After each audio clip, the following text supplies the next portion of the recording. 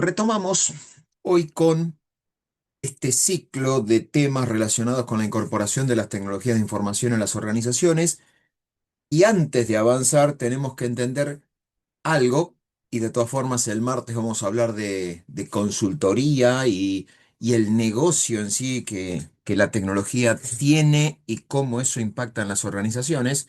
Lo que tenemos que ver particularmente es cómo funcionan los sistemas de tipo internacional cuando uno los implementa en una determinada eh, solución en un determinado país o en una determinada industria. Esto tiene una característica particular que es distintiva respecto de lo que pasa con los sistemas que se desarrollan en Argentina. Así que, por ejemplo, en esta característica de los sistemas internacionales, se habla específicamente de las capas que los sistemas tienen. La explicación está abajo, pero voy a hacerlo un poco más directo acá en todo lo que son las diferencias que los sistemas tienen, ya sea realizados a nivel internacional o realizados a nivel local. Esto que voy a mencionar no va a ser una problemática si mi organización, mi empresa, el lugar donde trabajo, vive en un determinado país, cumple con la normativa de ese país, no tiene implicancias fuera de lo que sea regulatorio de ese país y las tecnologías que incorpora están realizadas en ese mismo país. Para decirlo en blanco y negro, esto sería, si yo soy una pyme que únicamente trabaja relacionándose con el mercado local de Argentina y decide instalar cualquier sistema de gestión o cualquier tecnología en términos generales que está desarrollada en Argentina para ser utilizada únicamente en Argentina, esto que estoy mostrando en pantalla y esto que estoy mencionando es completamente irrelevante. Ahora, hay una diferenciación particular. La mayoría de las organizaciones y el negocio de la tecnología vive por lo que se llama la masa crítica.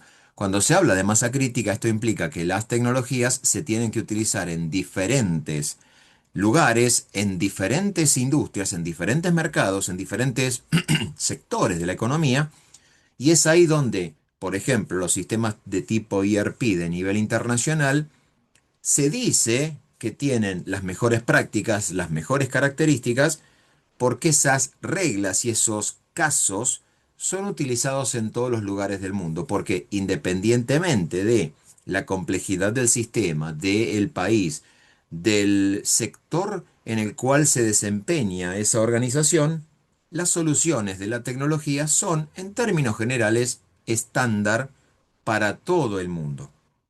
Entonces, cuando una empresa de nivel internacional, y esto que quede claro, ya sea una empresa europea, norteamericana o de cualquier lugar que desarrolla tecnología para ser utilizada en Argentina, Uruguay, Chile, o es una empresa argentina que desarrolla tecnología para vender en el mercado local o para vender en Uruguay o en Chile, la lógica es la misma, porque si bien a nivel negocios yo tengo procesos que son similares y características que son similares y modelos de datos que hacen referencia a gestionar el mismo tipo de dato, las soluciones tecnológicas se tienen que adaptar a la problemática de cada organización en cada lugar del mundo en el cual está, e incluso en las diferentes industrias que puede tener en ese determinado país.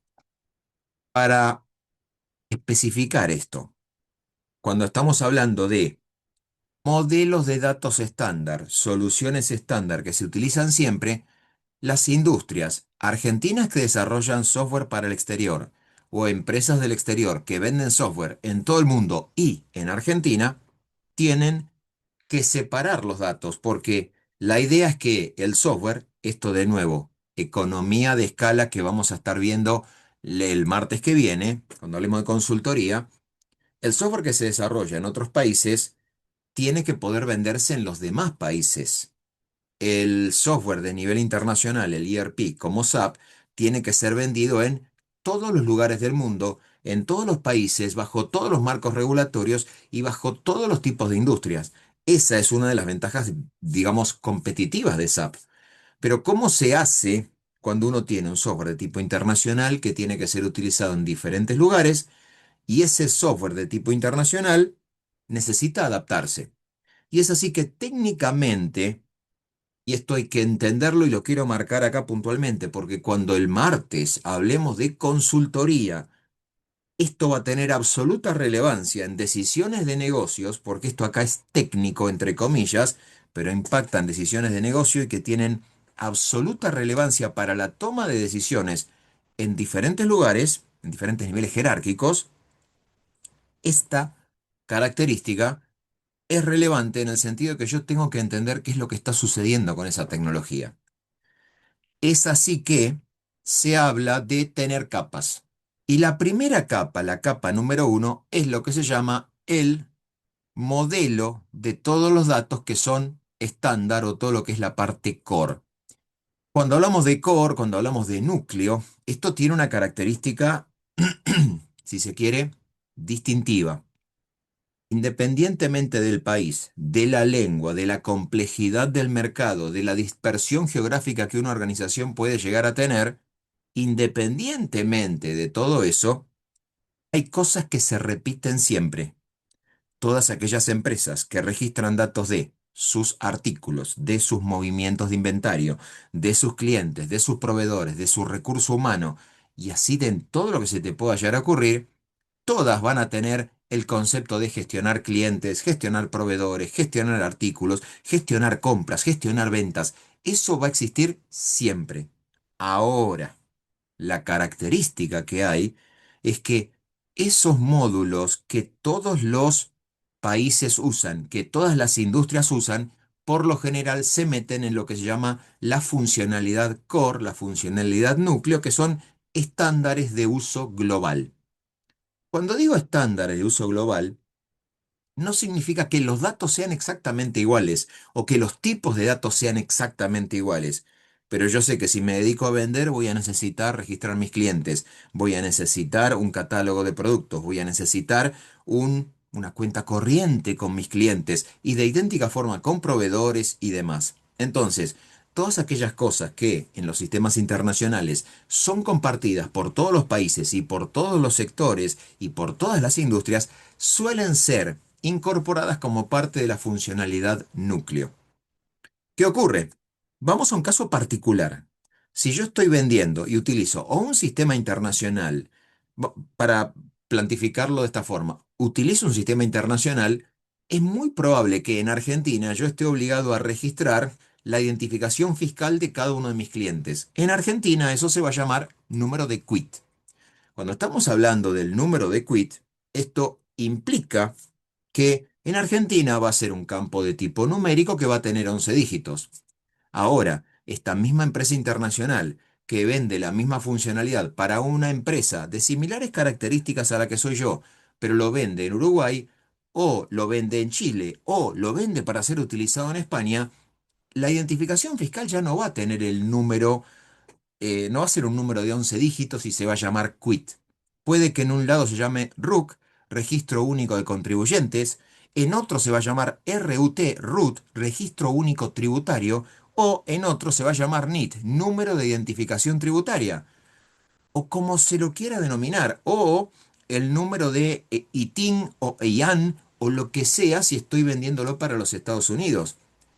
La idea de esto es que todos van a tener una identificación fiscal, pero esa identificación fiscal casualmente, casualmente, va a ser distinta. No distinta en cuanto al tipo de datos, pero sí en cuanto a la condición. Ejemplo, en Argentina es un numérico de 11, en Chile es un alfanumérico de 15, en Uruguay es un dígito de 10, es un numérico de 10, porque depende de cómo esté establecida la identificación fiscal. Y es por eso que si yo quiero tener un sistema estándar que se pueda vender en todos los lugares, lo voy a tener que adaptar a cada uno de los países. Y es ahí donde aparece la segunda capa, que son las localizaciones por país. Por ejemplo, en Argentina yo tendría que incorporar todas las localizaciones para el pago impositivo. Claramente no existe el concepto de responsable inscripto o responsable exento en Estados Unidos. Va a tener una condición fiscal tributaria distinta, pero en Argentina yo tengo que bajar la localización que permita que ese sistema me permita a mí elegir que mi cliente va a ser responsable inscripto, consumidor final, responsable monotributo, exento o no alcanzado. Las 5 condiciones fiscales que son válidas en Argentina. Esas son las localizaciones por país. Ahora aparece una tercera capa, que es un cruzamiento que efectivamente puede llegar a ocurrir cuando ese cruzamiento dependa no del país, sino del tipo del sector en el cual estoy, de lo que se llama la localización por industria. ¿Por qué es importante? Porque independientemente de el país en el cual estés, de el origen de capital que tenga la organización o de la complejidad o no complejidad que tenga el mercado desde el punto de vista legal, hay localizaciones que todas las industrias en todos los países del mundo utilizan de la misma forma. Toda empresa que vende o hace un proceso productivo de tomar una materia prima, transformarla y convertirla en un producto final, todas las empresas van a tener que necesariamente hacer algún tipo de trazabilidad o registro de los cambios en el inventario. La materia prima, el proceso, con el valor agregado que esto implica, y después convertirlo en el producto final. Pero si yo me confundo, y acá, perdón que lo vuelva a decir, no tengo en claro en qué tipo de organización estoy. Si estoy en un proceso 1A N a uno o un proceso T, me puedo llegar a confundir y me puedo dar, puedo cometer algunas equivocaciones cuando tomo decisiones, porque no es lo mismo, por más que sea un único producto o materia prima, sea una industria petrolera, que sea la industria láctea. Tienen un único producto base, leche por un lado, petróleo por el otro, y claramente van a tener diferentes productos terminados.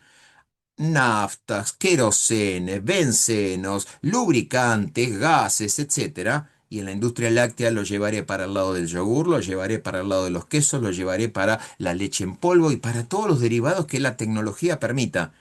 Pero si yo pienso que controlar el inventario de una industria láctea, porque controla inventario es idéntico o similar, vamos a ponerlo así, a controlar el inventario en una industria, en este caso como la petrolera, me estoy equivocando.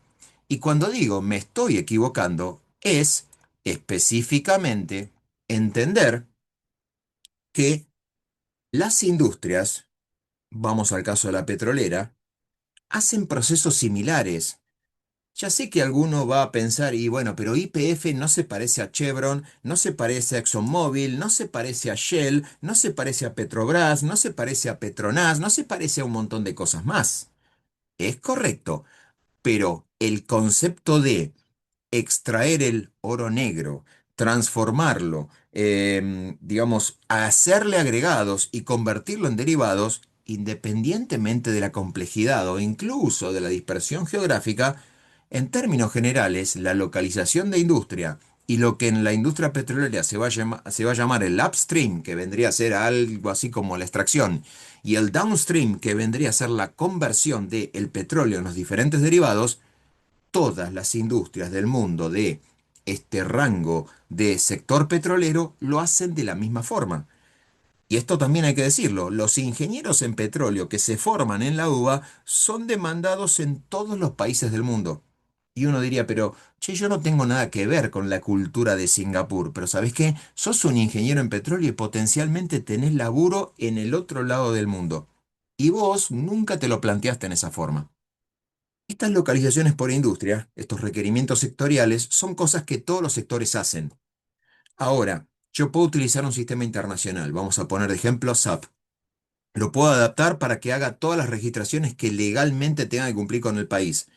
Pero después voy a tener una localización para un sector. Una cosa es una localización para un sector de consultoría, otro para la industria petrolera, otro para el sector bancario, otro para la industria de la salud, otro para, no sé, laboratorios, otro para procesos productivos relacionados con la siderurgia. Yo voy a hablar, digamos, a bajar localizaciones en cada incorporación. Esta lógica de trabajo es la más optimizada que todas las empresas que venden software utilizan al día de hoy en el sentido de saber que independientemente de las características que tenga la organización, todas esas eh, industrias tienen que cumplir con cosas que son habituales.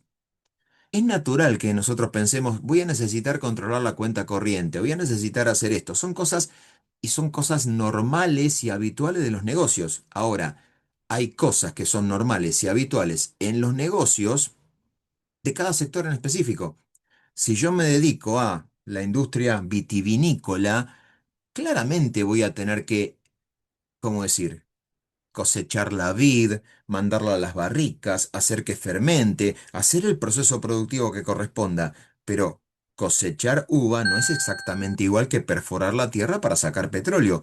Y no es exactamente igual que combinar materias primas para hacer diferentes medicamentos. Entonces, cada industria va a tener requerimientos de información que son propios de esa propia industria. Y cuando digo son propios y de vuelta refuerzo de esa propia industria, esto implica que en todos los sectores, en todas las organizaciones que trabajan en ese mismo sector, todas hacen más o menos lo mismo. No idéntico, pero más o menos lo mismo.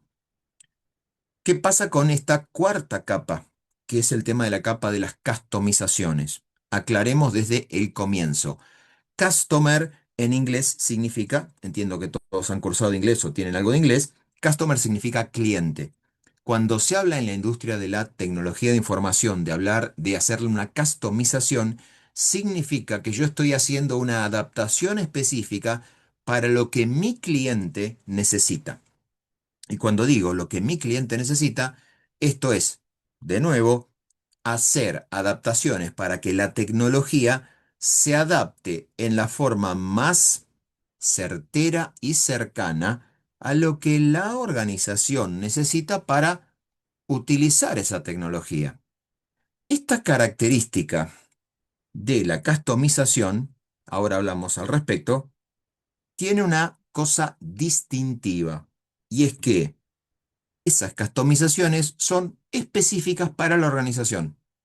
Y cuando digo específicas para la organización, implica que por más que una persona vende tal producto, otra persona vende el otro producto, las dos empresas, hasta si se quiere, son competidoras en el mercado, probablemente la customización de una empresa le sirva a esa empresa y por más que yo piense algo similar, la otra organización puede que requiera o puede que necesite alguna customización también que haga más o menos lo mismo, pero que no sea exactamente igual o que no sea idéntica.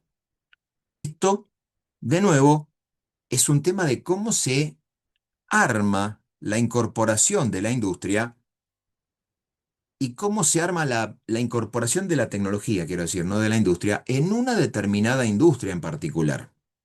Lo último, antes de pasar a hablar de customizaciones en sí, que quiero mencionar, es que acá al costado ven que dice al nivel 1 fit, al nivel 2 gap, al nivel 3 gap y al nivel 4 gap. Esto es una simplificación metodológica. En principio, siempre digo esto, desde el punto de vista de la inversión en tecnología o del axioma de por qué invierto en tecnología, es porque esa tecnología va a hacer que mi organización funcione mejor.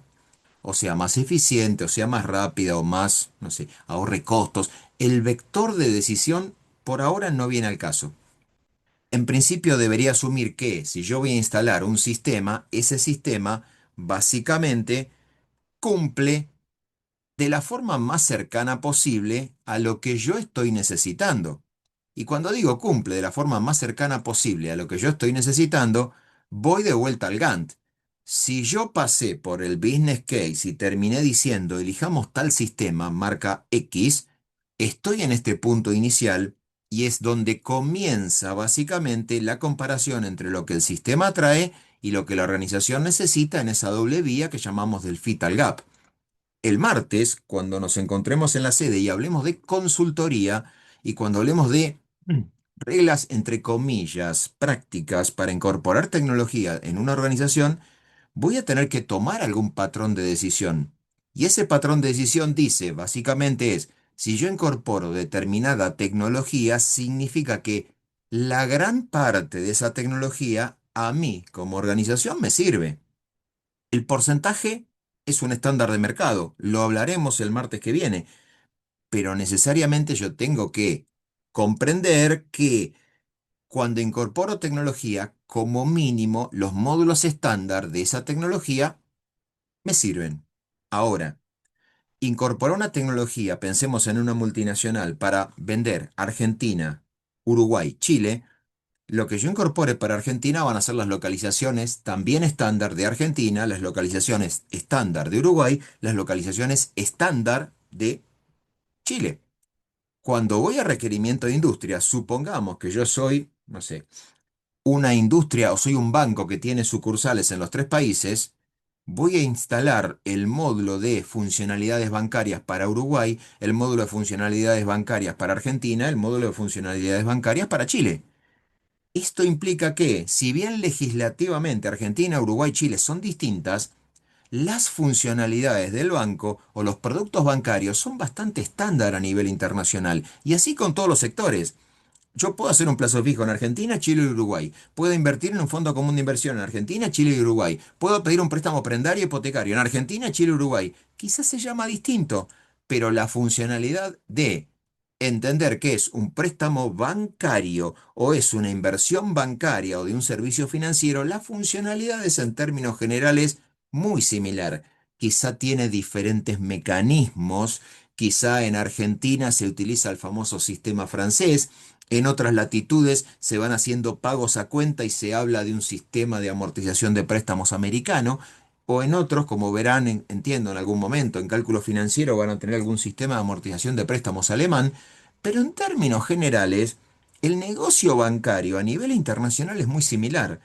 Y si vamos al negocio bancario, el negocio petrolero, y la industria láctea es muy similar, y la industria de los seguros es recontra similar, y la industria de, y así podemos hacer, no sé, la industria médica es muy similar en términos generales.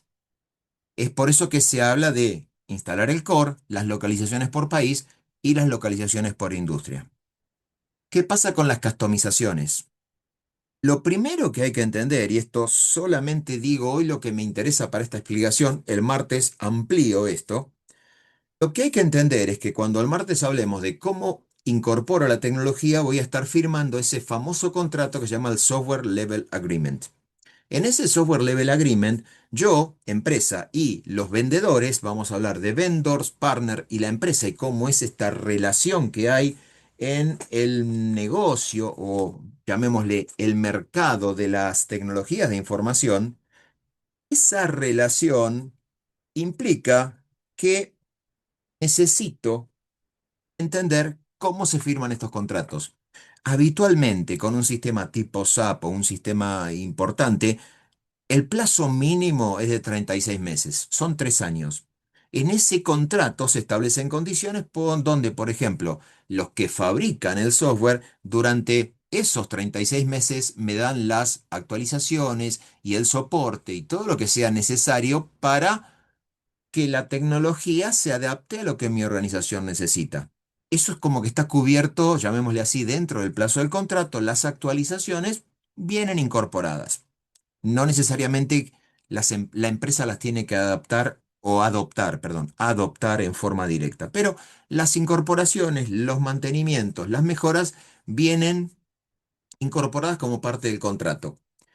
¿Qué pasa con las customizaciones? Las customizaciones, y esto va a ser crucial cuando hablemos del el partner o el socio tecnológico, las customizaciones, como nuevamente vamos al modelo de las capas, las customizaciones son adaptaciones específicas. Si yo fabrico el software y vos me pedís alguna customización, la desarrollo específicamente para lo que vos necesitas. Las customizaciones no están incluidas dentro de el abono del contrato. Las customizaciones se pagan aparte. Mientras que la garantía del software en este contrato de 36 o 60 meses, el contrato está garantizado con las actualizaciones, los mantenimientos, las correcciones, los evolutivos o todo lo que corresponda específicamente con la duración del contrato, todo eso está incorporado en el contrato principal, pero las customizaciones se hacen por contratos aparte. Las customizaciones, por lo general, ahora nos metemos en detalle, se van a hacer con una duración y con una garantía de 90 días. ¿Esto qué implica? Y digo, pues esto tiene que ser un clic para todos los que están en la gestión de organizaciones. Uno normalmente asumiría que, mira, si yo tengo un contrato de 5 años, cualquier cosa está automáticamente amparada bajo el contrato. No importa si yo la hice en el momento cero o la hice a mitad del primer año, yo esperaría que el desarrollo esté garantizado hasta el final de la duración del contrato. Las customizaciones no trabajan de esa forma. El estándar de mercado, y de nuevo, esto va a depender del poder negociador de la empresa para con los fabricantes del software, el estándar de mercado, que puede fluctuar, pero el estándar de mercado es de 90 días. Esto implica que cada customización se paga aparte y está garantizado, tiene garantía por 90 días. Tiene cierta lógica si nos ponemos a pensar. Si yo te pido algo terminado a medida, apenas te lo entrego, lo primero que vas a hacer es probarlo. A partir de ahí empieza el periodo de prueba de 90 días.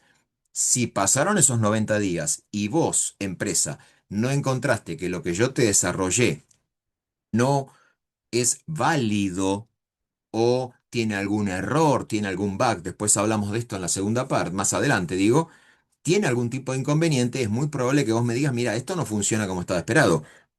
Y es natural que así sea. Ahora, si yo te pido, vos empresa, perdón, pedís una customización, la customización la vas a usar lo más pronto posible porque, de nuevo, la necesitas en ese momento. En esta lógica de esos 90 días de garantía, hay un tema adicional que también tenemos que hablar de versiones el martes que viene, porque necesitamos entender cómo funciona el tema del versionado.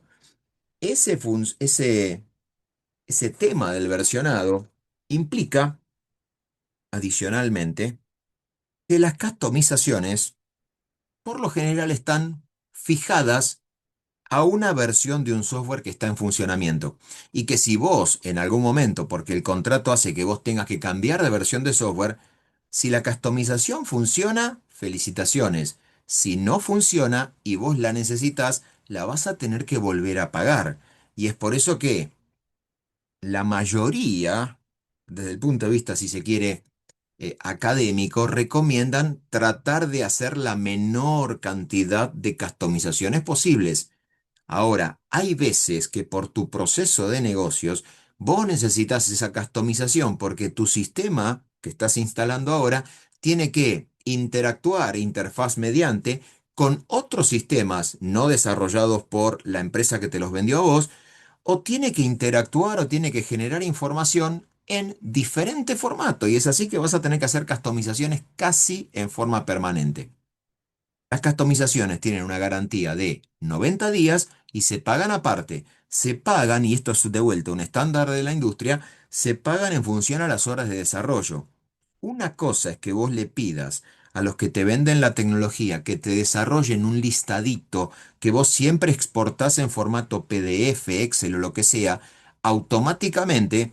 Una cosa es lograr que eso que aparentemente, y de vuelta, como lo estoy planteando, es algo trivial, una cosa distinta es que tenga que estar interactuando indirectamente con diferentes tecnologías o cuando los sistemas con los cuales vos tenés que interactuar, tenés que estar, ¿cómo decir?, adaptándolo permanentemente.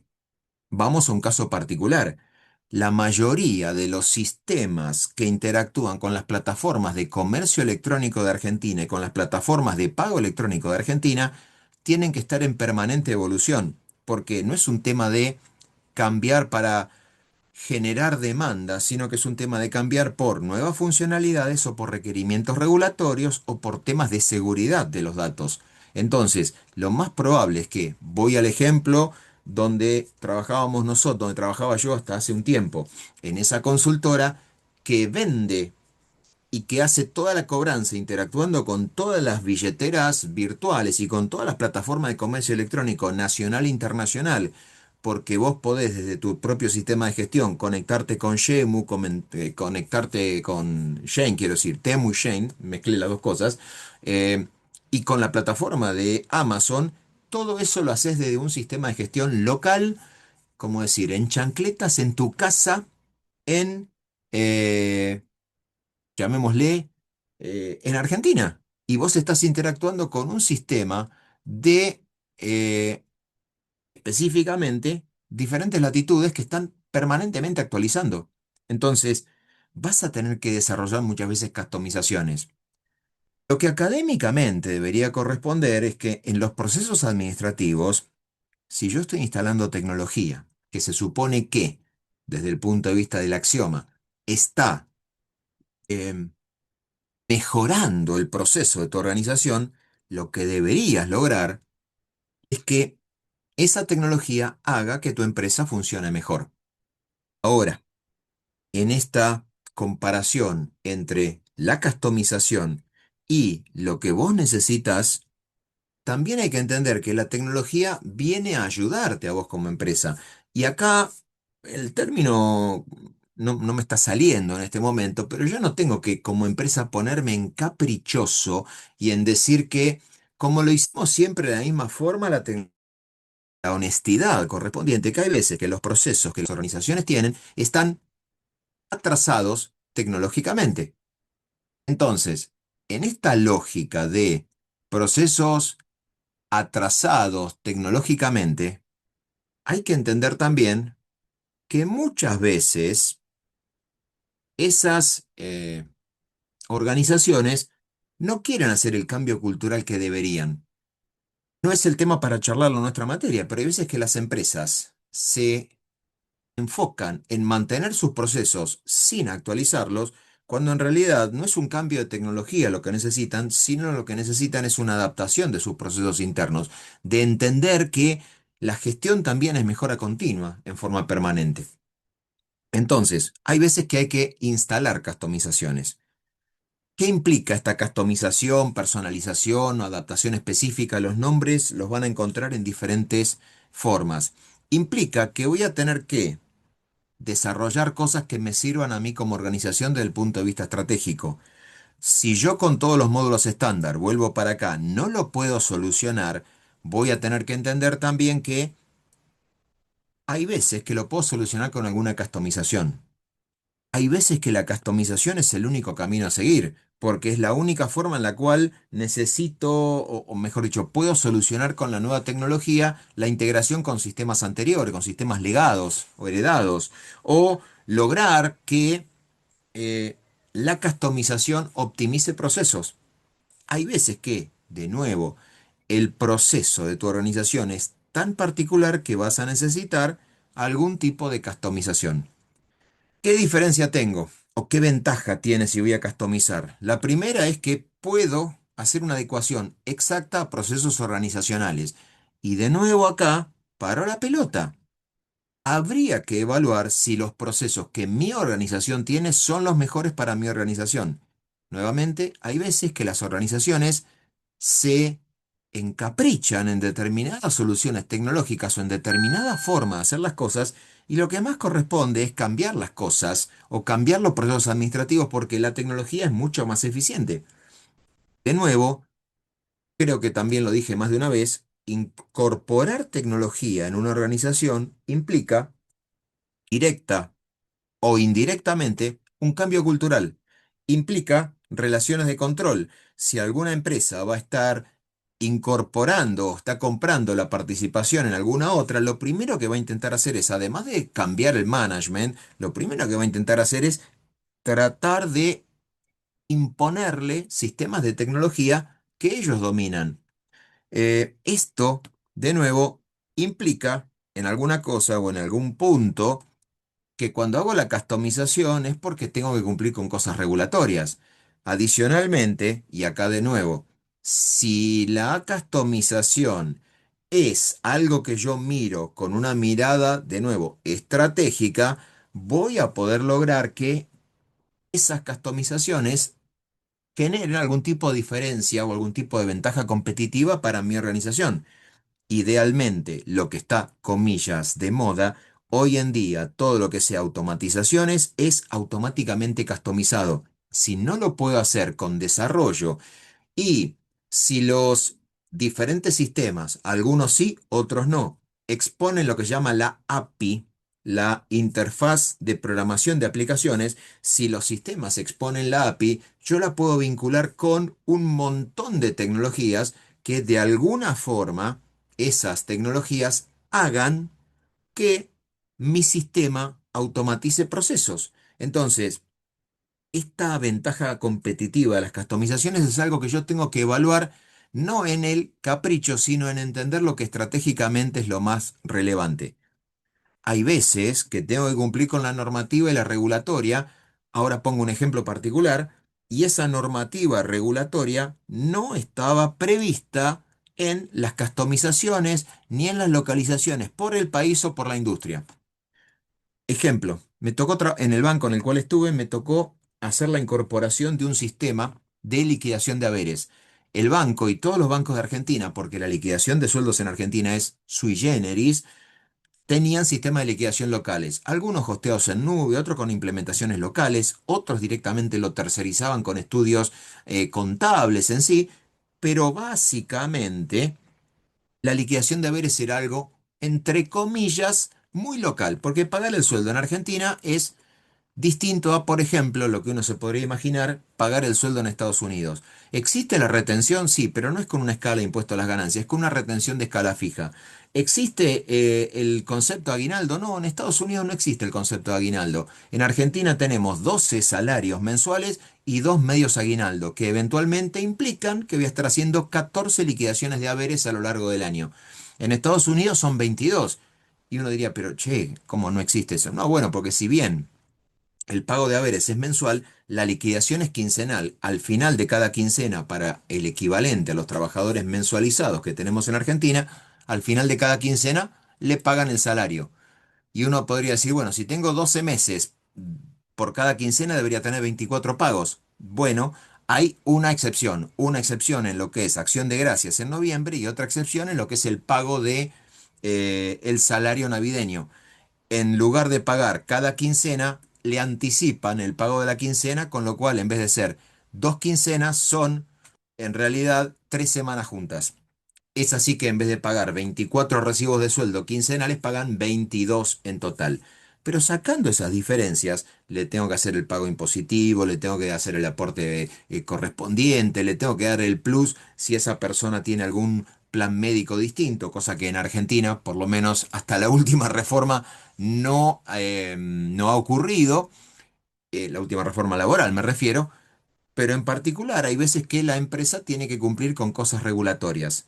En Argentina, en su momento, cuando estaba en el banco, había tres bancos, dos bancos más y nosotros que teníamos el mismo sistema de gestión, PeopleSoft, y la compañía que vendía PeopleSoft, que es la compañía Oracle, lo que quería era específicamente lograr que metamos, porque ese era el término, que metamos el motor de liquidación de haberes. De esa forma, ellos se iban a quedar con un negocio que los tres bancos internacionales que estábamos en ese momento, el Citibank y en este caso el Bank of America y nosotros el HSBC, esos tres bancos que tenían que cumplir con normativa norteamericana en un punto particular, que los tres tuvieran el mismo motor de liquidación de haberes. ¿Cuál era el problema?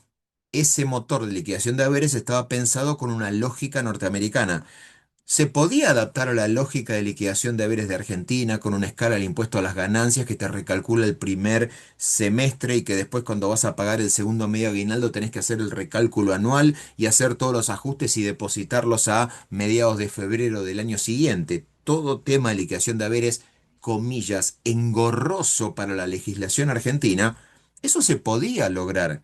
Había un pequeño problema: incorporar conocimiento en las organizaciones donde ya se trataba todo en forma local para primero aprender un software internacional y después adaptarlo a la normativa local, implicaba específicamente customizaciones. Entonces, las tres empresas no queríamos adaptarlo, no queríamos incorporarlo porque casualmente en lugar de generar beneficios, lo que generaba era mayor cantidad de inconvenientes.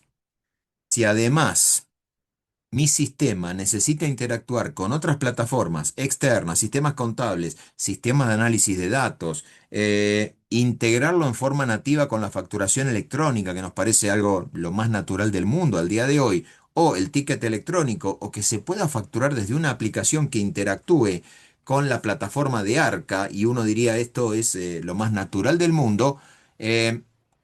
hay veces que la única forma de hacerlo es o proceso manual, acuérdense del famoso workaround, o en el feedgap, voy de vuelta acá, el feedgap, hacer el workaround es de vuelta warning, es un proceso manual la mayoría de las veces, o específicamente necesito hacer algún tipo de customización. Si no quiero pagar a las personas para que hagan procesos de ajuste manual, que de vuelta, no porque seamos personas, pero son procesos que son ineficientes y que dependen del esfuerzo humano, cuando yo podría, si lo evalúo como corresponde, hacer algún tipo de automatización o hacer algún tipo de integración en forma customizada para que un sistema hable con otro y el ser humano no interactúe. Si yo pienso que un módulo que parece simple, cuando se haga todo el relevamiento, y acá hago un mini comentario, escapa al contenido de ustedes en la materia, entender todo lo que son las historias de usuario, entender las épicas y entender las necesidades de información que hay, y el proceso de validación y testing y etcétera, escapa a todos ustedes en el contenido de la materia. Si yo pienso que cualquier desarrollo, por más trivial que sea, lo hacemos en comillas, 8 horas, lo que implica técnicamente un día de trabajo del desarrollador, excepto que sea la corrección de algún color o cambiar un botón que está alineado a la izquierda para que esté alineado a la derecha, o cambiar el logo porque hay un cambio en la señalética o en la presencia marcaria, excepto en esas cosas triviales, ningún desarrollo sale en 8 horas. Y si te dicen que salen 8 horas, yo debería empezar a dudar de si esas 8 horas efectivamente son lo que el desarrollo implica. Lo cierto es que va a implicar horas de desarrollo, va a implicar horas de prueba, va a implicar hacer documentación técnica y eventualmente funcional, y va a implicar costos de mantenimiento. En algún momento, esto de nuevo también nos escapa al contenido de nuestra asignatura, con la evolución tecnológica, perdón, me rectifico, con la incorporación de la tecnología, a medida que se va usando, se van produciendo dos grandes cosas.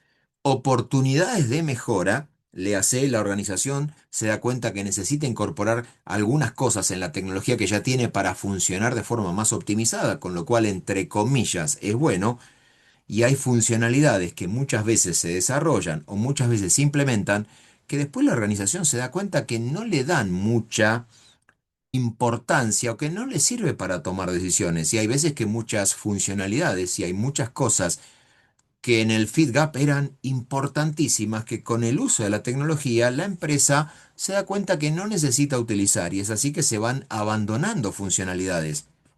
Digo esto porque de la misma forma que voy a gastar más en el mantenimiento, también voy a gastar en aquellas cosas que dejo de utilizar, porque lo que yo gasté originalmente ahora ya no lo necesito. Pero lo que sí es claro es que va a existir incremento de costos. El otro tema es el tema de las actualizaciones, porque cuando hablamos de las actualizaciones, el principal riesgo es incompatibilidad de versiones. Hagamos un ejemplo. La mayoría de ustedes, quizá alguno no, no es mi caso, puede que estén utilizando computadoras que tienen Windows 10.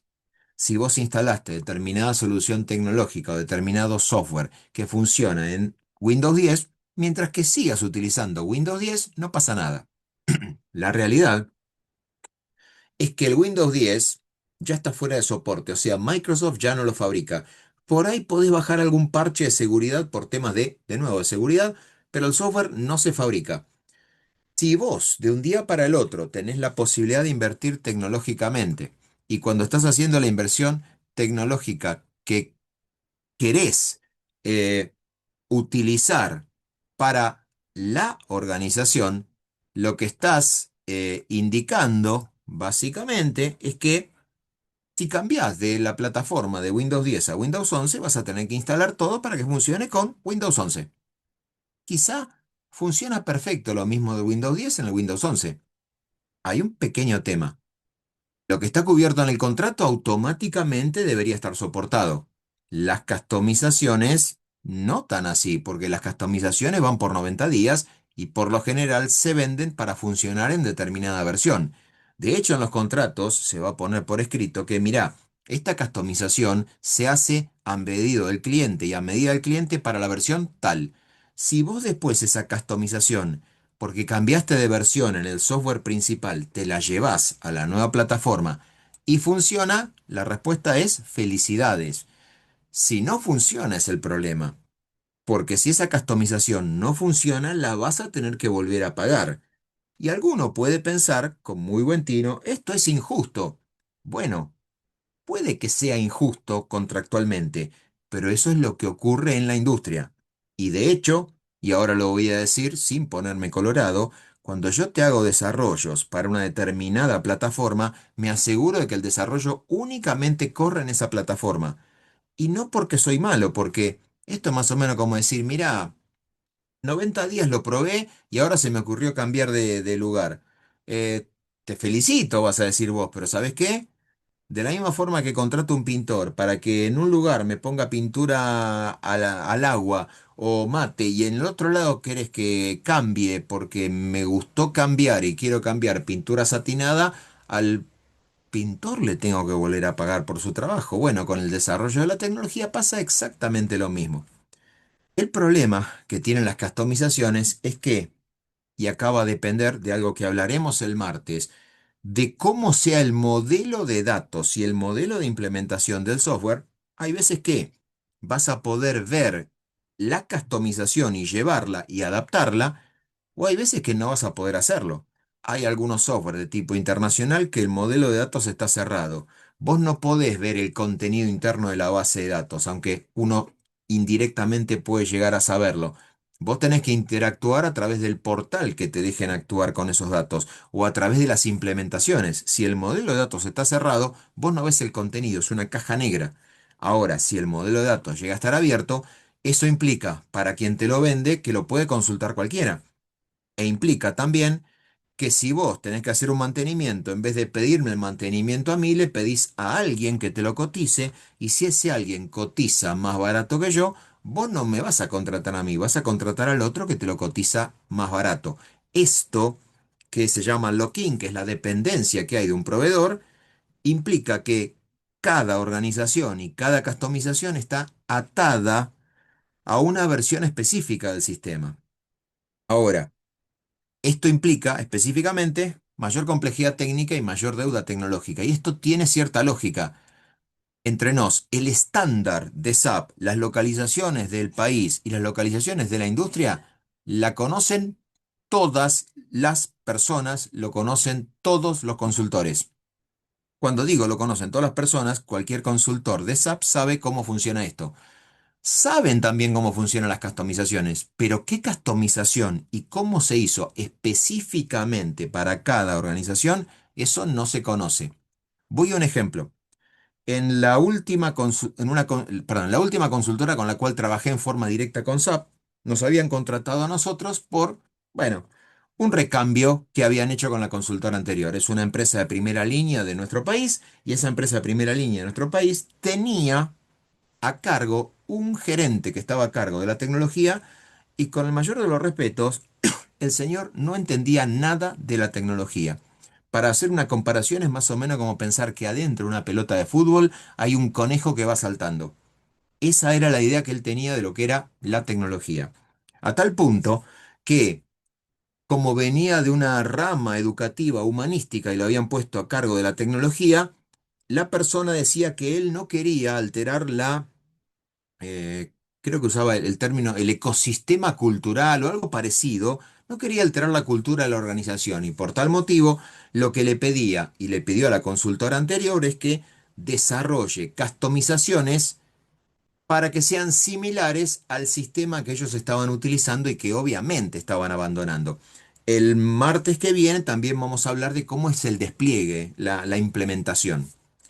En ese orden de cosas, la consultora anterior le hizo customizaciones. Y acá, y esto lo comento porque entre tantos, cuando venimos como la segunda consultora, lo que uno va a hacer cuando entra a trabajar en algún lugar donde hubo alguna consultora, o lo mismo que van a hacer ustedes el día de mañana, donde hay algún profesional que ya actuó en forma anterior, lo que vas a hacer es ver lo que desarrollaron ellos. Vas a querer tener un panorama para saber qué falta, qué se hizo y de lo que se hizo, cómo se hizo porque necesitas entender cómo funciona lo que tenés delante. Bueno, lo que hacemos todos, todos los consultores entramos y vemos las customizaciones que hicieron los profesionales anteriores. Por dos motivos. Primero, para conocer dónde estás. Y segundo, porque por ahí encontrás alguna cosa novedosa o viste alguna solución que otros desarrollaron y vos decís, te prende la lamparita y dices, ah, mira cómo lo hizo de esta forma. Es el mismo motivo por el cual muchos miramos cuando tenemos que reparar algún video en YouTube para ver cómo se cambia, qué sé yo, no digo una bombita, pero cómo se cambia el picaporte para dar vuelta al picaporte de una cerradura. Lo vemos en los videos y digo, ah, hay que desarmar acá y lo ajustás y lo ves, o llamás directamente a un técnico, otra posibilidad, pero además de mirar dónde estás, querés aprender y saber lo que hicieron. Y eventualmente también darte cuenta que lo que resolvieron los otros está mal y que la solución tuya es mejor. Esto de vuelta es en función al conocimiento profesional que cada uno de nosotros conozca, básicamente. Cuando me pongo a mirar este tipo de cosas, le pregunto a mi PM y le digo, porque a mí me parecía que lo que habían hecho en este lugar era agarrar el módulo estándar, cambiarle los colores, cambiar los campos de lugar, ocultar algunos campos que no eran necesarios, agregar algún que otro campo que estaba en alguna otra tabla para que el sistema nuevo se parezca al sistema viejo. Como de vuelta, uno no se tiene que quedar con que la solución propia es la única o por ahí alguna persona no está entendiendo, también hay que tener la honestidad intelectual de decir, che, mira, esto no lo estoy entendiendo, ¿me puede dar una mano? Cuando le pido a mi PM, a mi project manager, le digo, Santiago, fíjate esto que está ocurriendo acá, fíjate si esto lo estoy entendiendo mal. Entonces, él agarra, se pone a mirar y me dice, sí, sí, lo entendiste bien. Digo, pero ¿a quién se le ocurre hacer esto? Y es ahí donde me cuenta la historia de que, y ahora va el trasfondo, el chusmerío, la persona que estaba a cargo de los sistemas no tenía idea de lo que era gestionar un sistema de gestión. Venía del palo de la psicología, con lo cual tecnología y psicología terminan en GIA, pero no son exactamente lo mismo. Esta persona le habían dado un presupuesto. Cuando tenía presupuesto, la consultora anterior sabía que tenían, vamos a llamarlo así, plata para gastar. Esta persona, como no entendía y entendía de las relaciones culturales, la parte interpersonal, el clima interno de las organizaciones, estaba todo perfecto. El comportamiento organizacional, como van a ver en alguna materia, lo entendía perfectamente, pero de tecnología no. Entonces, para evitar que generaran inconvenientes, porque la empresa estaba en un cambio cultural y lo querían forzar a través de la tecnología, llegaron a una solución intermedia. Usemos la nueva tecnología, pero que se parezca a la tecnología vieja, para que la curva de aprendizaje, como se va a llamar, se minimice o sea un poco más pequeña, llamémosle. Dicho esto, le desarrollaron con los módulos estándar customizaciones que hacían exactamente lo mismo del módulo estándar. Desde el punto de vista ético y deontológico, le robaron la plata. Esa funcionalidad ya venía como parte del core. Lo que hicieron fue cambiarla de lugar y mostrarle con unas pantallitas nuevas que le habían desarrollado cosas. Y como esta persona no tenía idea de lo que estaba probando, aprobó todo. Básicamente, ¿por qué aprobaba todo? Y acá viene algo muy particular que voy a volver a mencionar el martes. Aprobó la implementación el 23 de abril del año 2016. Si buscan en el calendario, el 23 de abril no es un fin de semana largo, el 23 de abril no cae en un corte de mes, claramente, y la pregunta era, ¿por qué eligió un día tan particular? Si me pongo a mirar el calendario actual, una época ideal para hacer una implementación de un sistema de información podría ser el 1 de agosto, porque el 1 de agosto y el 2 de agosto son sábado y domingo. Entonces, si, excepto que yo trabaje 24 horas al día, es trabaje toda la semana, quiero decir, es muy fácil implementar algo el sábado y el domingo, para que si hay algún inconveniente, lo pueda solucionar durante el día domingo y básicamente empieza a trabajar normalmente el lunes 3 de agosto. Otra fecha ideal podría, no tan ideal como la anterior, podría ser el 1 de noviembre, que es día domingo. Ahora, si a mí se me ocurre pensar que voy a implementar algo el 1 de junio, porque justo es día lunes, yo estoy utilizando un día hábil para hacer tareas de implementación o de despliegue de sistemas, con lo cual, mientras que el día 1 de junio no es una fecha candidata para implementar algo, sí lo puede llegar a ser el 1 de agosto y sí también lo puede llegar a ser el 1 de noviembre. Pero de nuevo, ¿por qué implementó el 23 de abril? Bueno, porque esta persona que estaba a cargo, este gerente, necesitaba hacer su evaluación de desempeño. La evaluación de desempeño por el cual le iban a pagar una gratificación, bonus, premio, etcétera, plata, básicamente, la tenía que hacer en los primeros días de abril. Entonces, él tenía que demostrar que ya el sistema estaba implementado y que estaba funcionando desde el mes de abril. Entonces, el 1 de mayo se presentó y hizo todas las cosas y, digamos, hizo su evaluación de desempeño, lo calificaron muy bien, le dieron los premios correspondientes, le dieron el bonus correspondiente y algo que también van a ver en Capital Humano, cuando hay remuneración o algún tipo de premio, vos tenés que, legalmente te lo van a pedir, que al momento en el cual ese premio se ponga a disposición, vos sigas siendo un empleado activo. Como el premio se pagaba en la segunda semana de mayo, después de la evaluación de desempeño, la persona cobró el premio correspondiente y a la semana renunció.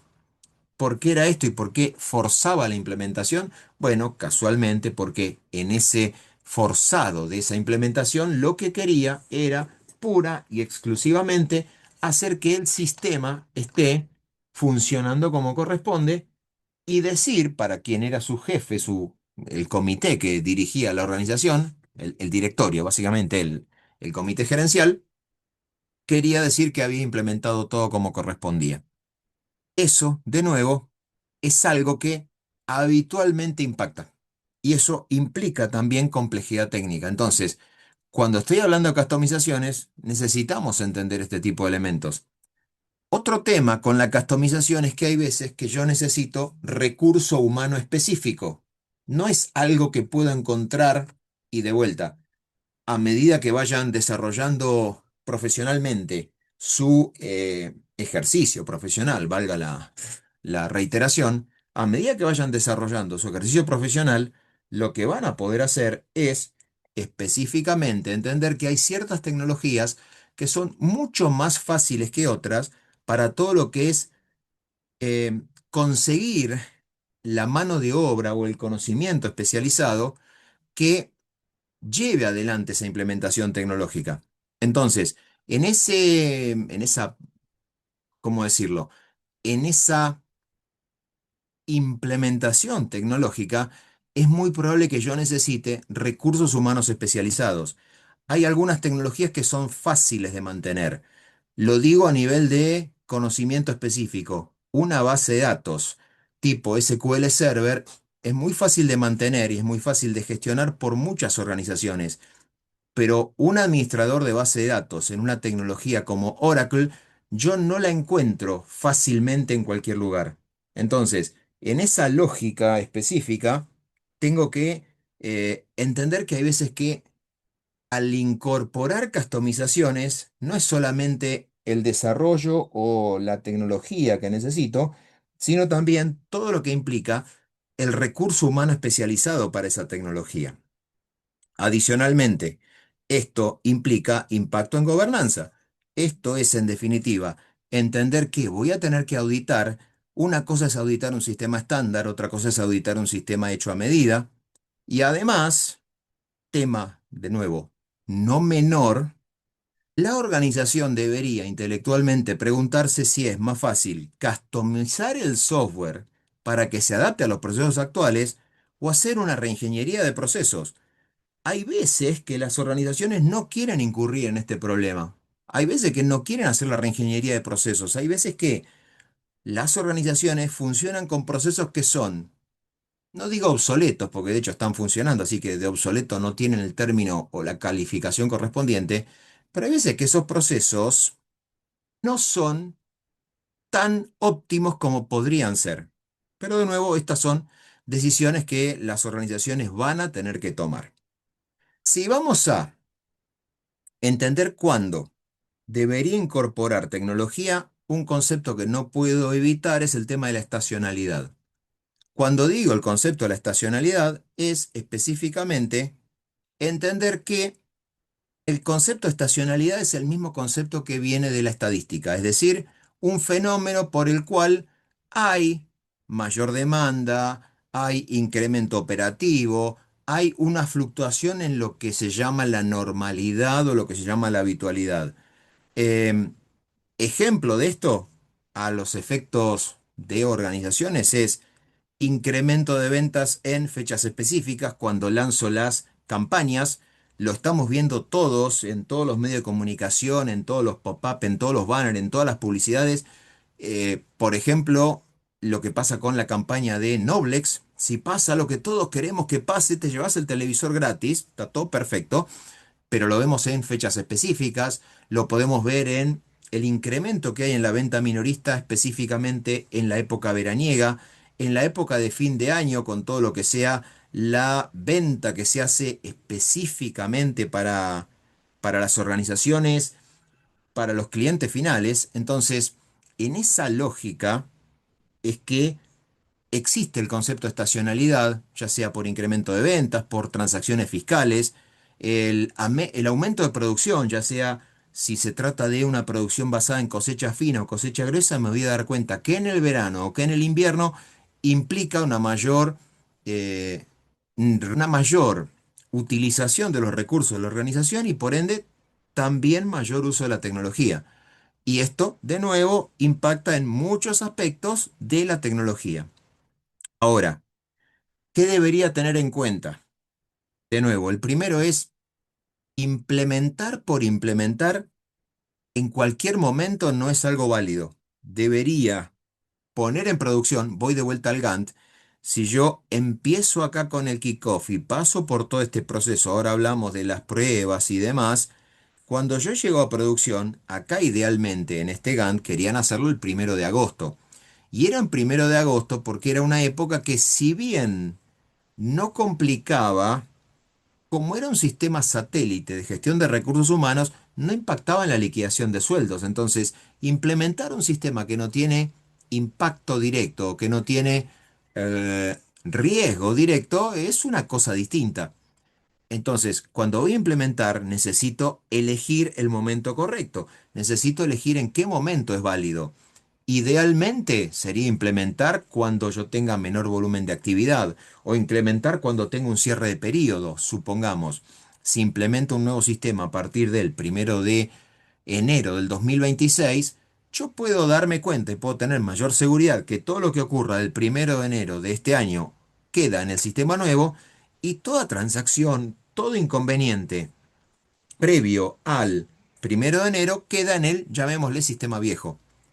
Incluso, si vieron el business case, en esa implementación que hizo este supermercado, perdón, esta cadena de retail, eh, específicamente hablaba de el periodo de freeze de sistemas, porque ellos decían que cuando hay estacionalidad pueden generarse inconvenientes por el volumen. Ahora hacemos un ejemplo que espero todos podamos comprender de estar acá en económicas. eh, Existe cierto periodo de congelamiento en el cual dicen, mira, ante la potencialidad de que exista algún tipo de inconveniente, en estas épocas, en esta organización, nosotros no implementamos tecnología, no cambiamos de sistemas, porque de nuevo es una época en la cual estamos complicados en ese sentido. En ese business case, en la cadena de retail, no se hacen implementaciones en diciembre y enero, porque casualmente en la venta minorista, por lo menos en Argentina, es la época veraniega y es el momento en el cual hacer implementaciones en esa época no es válido.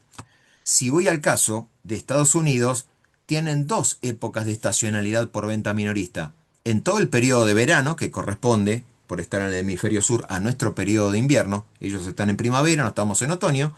Cuando ellos estén en verano, nosotros estaremos en invierno. Pero además, en nuestro propio verano, ellos tienen una segunda época de estacionalidad que empieza con el famoso Halloween, después va a parar al famoso Día de Acción de Gracias y después con todas las vacaciones de invierno de tipo navideño y de fin de año. Ellos tienen dos periodos de estacionalidad, para el verano por un lado y para el invierno por el otro. De idéntica forma, tengo que entender que todo esto va a implicar riesgos. Y de vuelta, esto va a formar parte del material de la última unidad. Tengo que entender cómo mitigar y cómo trabajar con esos riesgos. Entonces, cuando mi organización, y por eso es crucial que se entienda cómo funciona mi organización para entender cómo va a impactar eso desde el punto de vista de la tecnología. Hagamos un ejemplo propio. Vamos a tomar un poco de agua mientras. Hagamos un ejemplo propio. Si el sistema de Miecon no funciona en este momento o quiero hacer alguna implementación, esta época del año, por más que no sea un cierre de periodo, no sea un periodo de corte ni nada por el estilo, esta época del año para nosotros en económicas es ideal para hacer cualquier tipo de implementación. Porque en este momento no se está inscribiendo nadie para los libres, no se está inscribiendo nadie para la cursada del segundo cuatrimestre, no se está inscribiendo nadie para los intensivos de invierno. Esa lógica hace que implementar algo o algún cambio, este es el momento ideal. No debería hacerlo de ninguna forma en los periodos de inscripciones.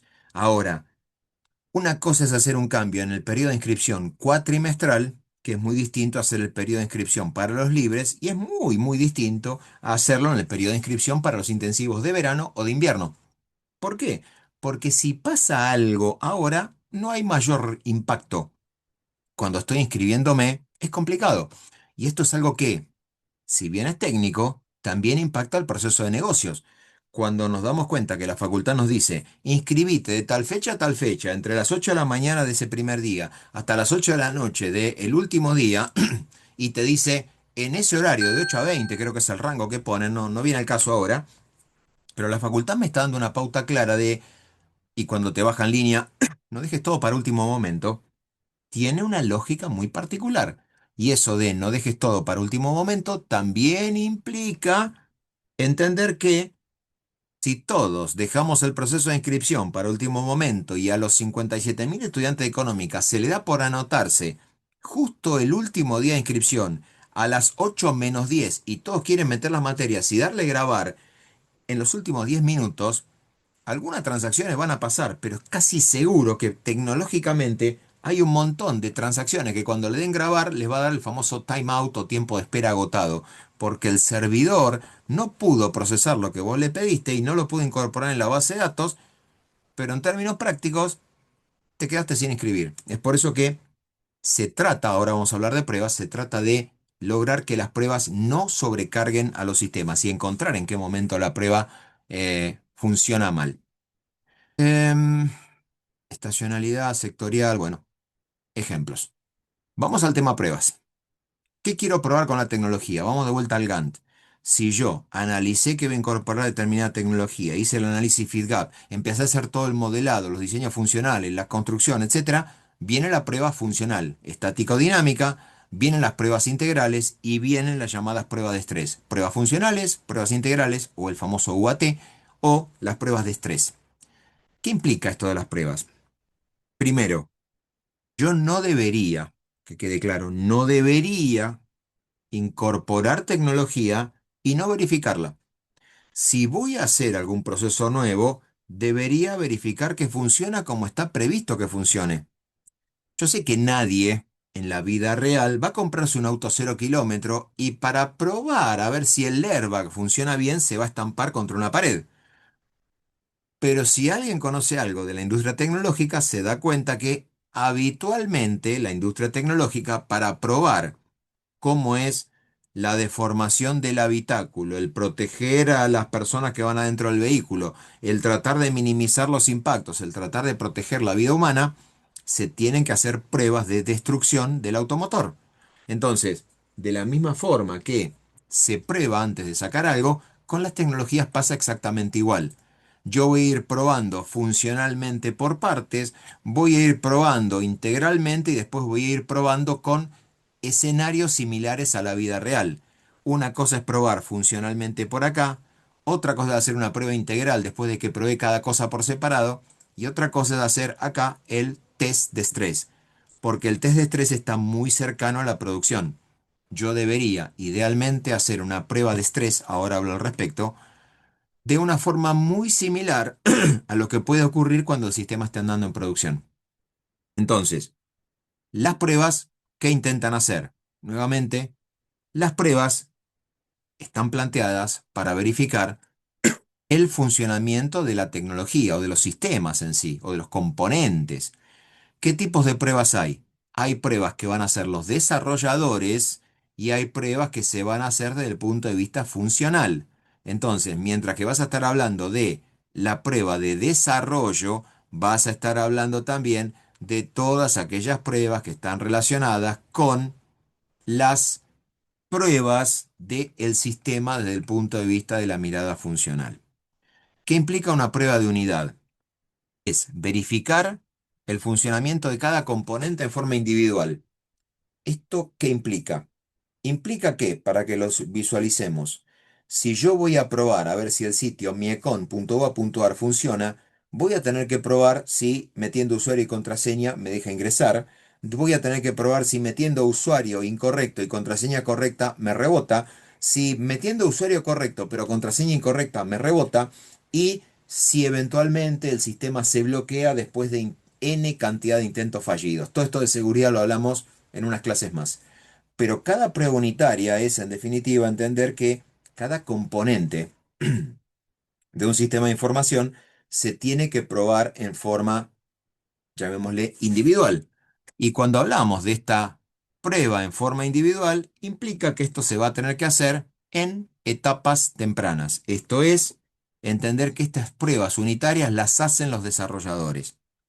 Ahora, visualicémoslo con un ejemplo. Vamos a un caso de facturación. Si yo voy a querer facturar a un cliente, voy a hacer una prueba unitaria del alta del cliente, de las modificaciones, voy a hacer una prueba unitaria de las características de ese sistema en sí. Voy a tener que hacer un montón de pruebas unitarias y esas pruebas unitarias van a tener que ser, en definitiva, probadas cada una por separado. Básicamente se va a buscar, che, mira, el botón este, cuando le doy buscar, ¿me trae datos? O este cuando le doy grabar, graba, o cuando le doy modificar y después grabo, modifica y lo deja grabado, obviamente. Bueno, cada una de esas cosas es una prueba unitaria. Ahora, cuando voy a hacer la prueba de integración, o lo que se llama el integration, voy a tener que ver cómo interactúan los diferentes componentes del sistema. Si yo por un lado probé el ABM de clientes, por otro lado probé la facturación, bueno, ahora la prueba de integración va a implicar que voy a tener que elegir el cliente, voy a tener que facturarle artículos, voy a tener que enviarle la factura y voy a tener que verificar si esa factura queda registrada en la cuenta corriente del cliente. Si en algún momento voy a hacer el circuito completo y ese cliente eventualmente me paga, voy a tener que ver si ese ingreso de pago que va a venir a través del módulo de cobranzas, ese ingreso de pago va a impactar en la cuenta corriente del cliente. Y eventualmente voy a querer sacarle un recibo por la cobranza y voy a querer enviarle un resumen de cuenta. Lo mismo que hace cualquier organización, sea un banco, sea una cuenta corriente, un cliente o sea, qué sé yo, el administrador de tu consorcio que te da el detalle de quién fue pagando o no fue pagando las expensas. Esta lógica de las pruebas de integración en sí implica, entre tantas cosas, implica básicamente ver la integración entre todos los componentes del sistema. Ahora, y es acá donde aparecen, por lo general, aquellos que gestionan las organizaciones. Una prueba funcional es ver si lo que, voy de vuelta al Gantt, planteamos acá en el modelado de procesos, todo esto que está por acá se cumple cuando ya lo desarrollaste. Vos me dijiste que si yo aprieto el botón que dice exportar en PDF, en la carpeta de destino o donde yo elija, se tiene que generar el archivo PDF. Eso era el requerimiento del usuario. Perfecto. Probémoslo. Probemos a ver efectivamente si ese botón que dice exportar en PDF lo hace. Y si el otro listado me permitía elegir los clientes entre tal número y tal número, o elegir fecha de hasta fecha hasta, y filtrar, bueno, veamos si eso efectivamente funciona. Esas son las pruebas funcionales. Esto implica, en definitiva, que lo que yo planteé cuando estaba concibiendo o estaba configurando o estaba parametrizando el sistema, si eso efectivamente funciona. ¿Qué pasa con las pruebas de performance? Estas pruebas de performance son entender si el sistema funciona con las características que yo espero. ¿Esto qué implica? Vamos a un caso particular que lo verifiqué hoy a la mañana. Google dice que tiene 1.7 billones, con B larga, de cuentas de Gmail. Algunas de esas cuentas pueden pertenecer obviamente a más de una persona. Una persona, por ejemplo, cualquiera que tenga un canal de YouTube, yo tengo mi cuenta por un lado y la cuenta con la cual posteo los videos de YouTube, que son dos canales distintos, con lo cual yo tengo dos cuentas de Gmail que forman parte de ese 1,7 billones, con B larga, de cuentas que están disponibles. Si Gmail, y esto supongamos que sea posible, todas las personas o el 1,7 billones de cuentas estuvieran interactuando, probablemente la arquitectura de Google se caiga. Es poco probable, pero lo que me está diciendo es que hay un dimensionamiento de un montón de cosas. Pero de nuevo, si yo quiero lograr que el sistema funcione, necesito establecer las pruebas de performance. Esas pruebas de performance son las que acá llamamos pruebas de estrés. Esas pruebas de estrés, esto que está acá, esas pruebas de estrés, están pensadas para ver en qué momento el sistema, y voy a usar la palabra correspondiente, el sistema se hace M, lo pueden completar con la palabra que quieran, para que cuando el sistema se haga M, ese escenario no se produzca nunca.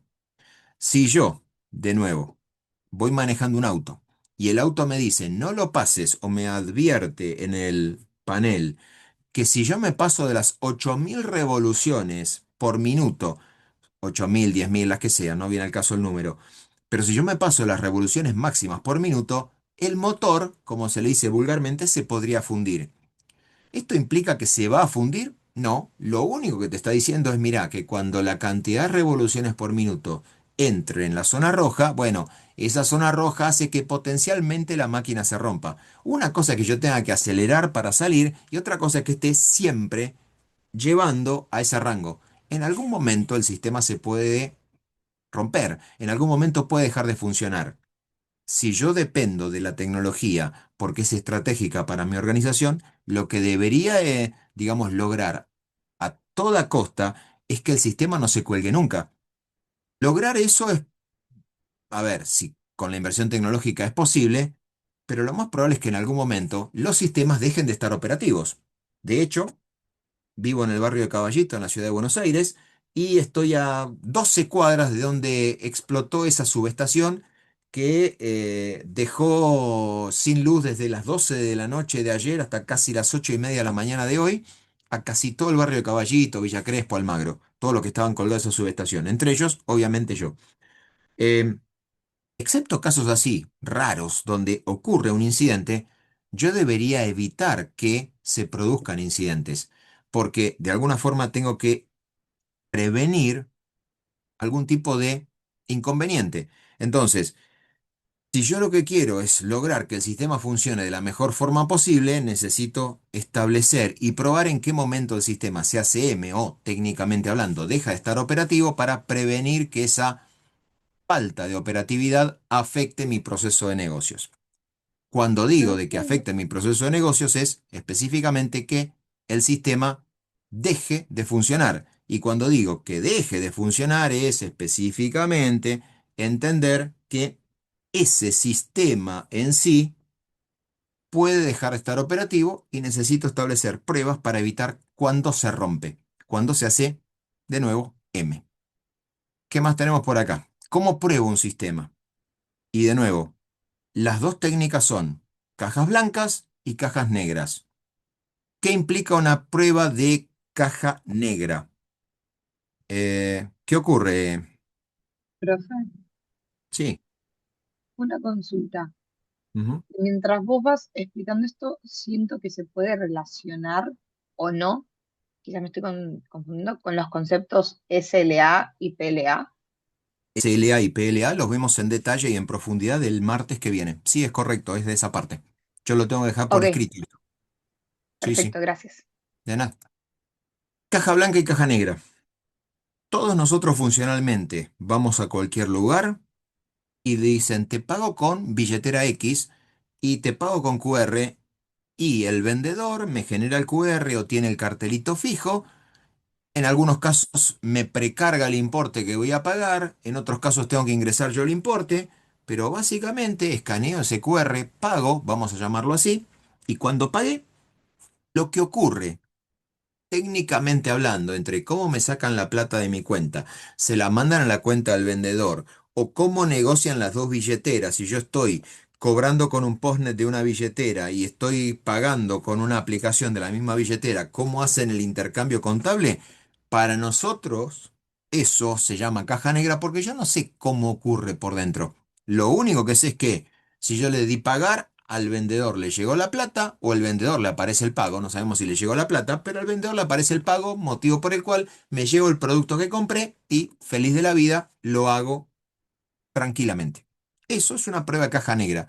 Che, necesito escanear el QR. ¿Reconoce mi teléfono el QR? Perfecto, lo reconoce. ¿Le llega el importe correspondiente? Si el vendedor lo precarga, lo carga a través de una aplicación, lo carga a través del postnet o lo que sea. ¿Eso efectivamente ocurre? Bueno, yo necesito verificar si esto funciona. Ahora, la mayoría de las transacciones de lo que sería consumidor final son transacciones de caja negra. Una cosa es probar un sistema para terceros, otra cosa es probar un sistema para uso propio. Cuando estoy probando algo que es de uso propio, evidentemente voy a necesitar acceso a los datos, porque si este sistema es el que yo estoy utilizando para, vamos a llamar así, eh, utilizar alguna tecnología o eh, ver si los movimientos internos quedan correctamente registrados en el sistema, la prueba de caja negra no me va a servir. Probablemente yo necesite acceder internamente. Y acá de vuelta, más de una vez se lo he dicho, lo más probable es que cuando se estén haciendo implementaciones de tecnología y esas implementaciones de tecnología las hagan en tu empresa y afecten a algo que está relacionado con tu trabajo, lo más probable es que el tester de estas pruebas sea alguno de ustedes. Yo trabajo en determinado sector, vas a decir. Están cambiando el sistema. ¿Voy a tener que formar parte del proceso de pruebas? Yo te diría casi seguro que sí. Y si no vas a ser el principal, perdón, implicado en ese proceso de pruebas, lo más probable, y de vuelta, lo más probable es que vas a tener que ser involucrado en el proceso de pruebas. Cuando estoy hablando de una prueba, o mejor dicho, no estoy hablando, cuando se habla de pruebas de caja blanca, implica que yo no solamente veo lo que ocurre por fuera del sistema. Vamos a pensarlo así. Yo no veo únicamente vos pagando con el QR y el vendedor recibiendo la plata que le pagaste con el QR. Cuando estoy en la caja blanca veo los dos extremos de esa transacción, sino que también veo el proceso interno, si se registró en la base de datos, si queda registrado en qué momento el usuario metió las credenciales de acceso. Este enfoque de la caja blanca es el que habitualmente va a pasar cuando estoy probando sistemas en una organización para uso interno de esos sistemas. La mayoría de los sistemas de gestión que se prueban para uso interno de la propia empresa son todas pruebas de caja blanca. Necesito verificarlo. Y esto, de vuelta, un bemol con lo anterior. Si yo tengo alguna customización, la tengo que probar en detalle.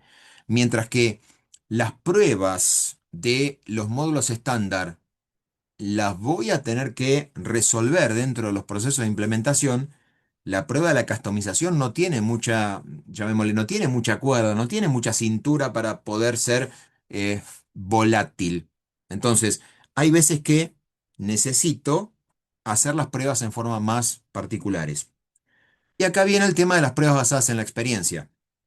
Una cosa es que una prueba, el sistema o el usuario ingrese los datos incorrectos.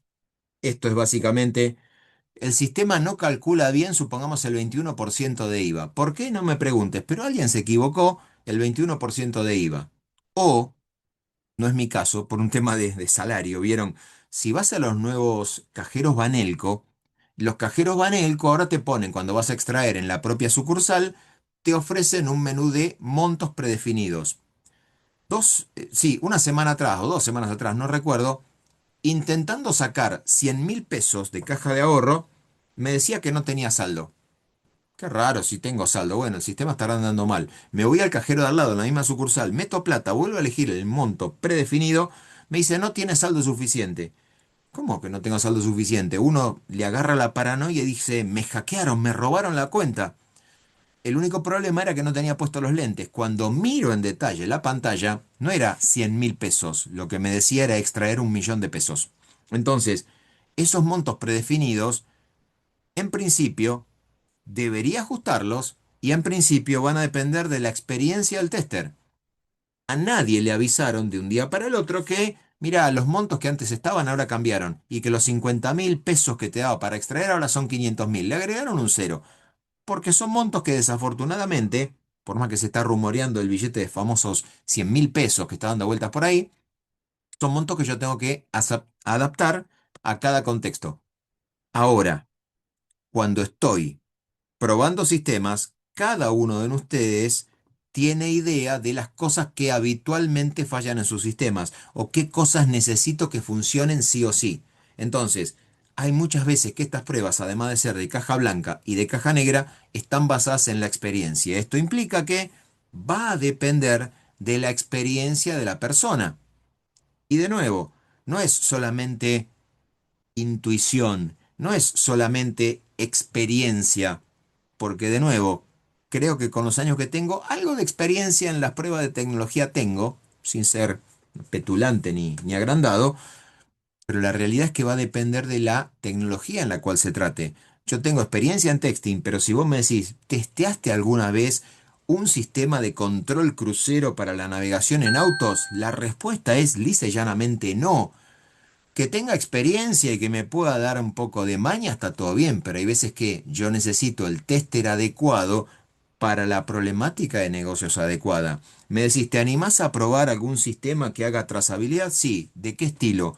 Me tocó probar prácticamente de todo. Trazabilidad de mercadería que tiene fluctuación en función a el cambio de clima. Y como digo, para entender y entender la funcionalidad, sí, una cosa es hacer la trazabilidad de una heladera que puedo ver, otra cosa es hacer la trazabilidad de un combustible que va arriba de un camión. Ese tipo de cosas, comillas, tengo experiencia, pero hay otras funcionalidades que definitivamente no las tengo.